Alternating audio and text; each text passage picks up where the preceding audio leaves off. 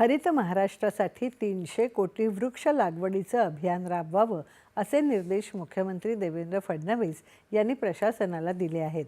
प्रस्तावित हरित प्राधिकरण 300 कोटी वृक्ष लागवड अभियानासंदर्भात मुख्यमंत्र्यांच्या अध्यक्षतेखाली आज मुंबईत आढावा बैठक झाली, त्यावेळी ते बोलत होते। वृक्ष लागवड मोहिमेत स्टार्टअपचा सहभाग घ्यावा, तसंच रोप निर्मितीसाठी खाजगी नर्सरी आणि बचत गटांना सहभागी करून घ्यावं असं त्यांनी यावेळी सांगितलं। पर्यावरण संवर्धन, हवामान बदलाशी लढा आणि ग्रामीण रोजगार निर्मिती या त्रिसूत्रीवर महाराष्ट्रातलं हरित क्षेत्र वाढवण्यासाठी 2026 ते 2031 या कालावधीत 300 कोटी वृक्ष लागवडीचा कार्यक्रम हाती घ्यायला मुख्यमंत्र्यांनी सांगितलं। या कार्यक्रमाच्या समन्वयासाठी हरित महाराष्ट्र प्राधिकरण स्थापन करण्यासाठीचा प्रस्ताव मंत्रिमंडळ बैठकीत सादर करावा असंही ते म्हणाले।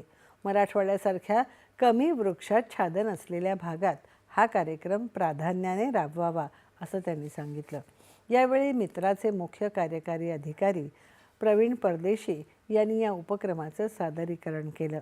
मुख्य सचिव राजेश अग्रवाल यांच्यासह सनदी अधिकारी यावेळी उपस्थित होते।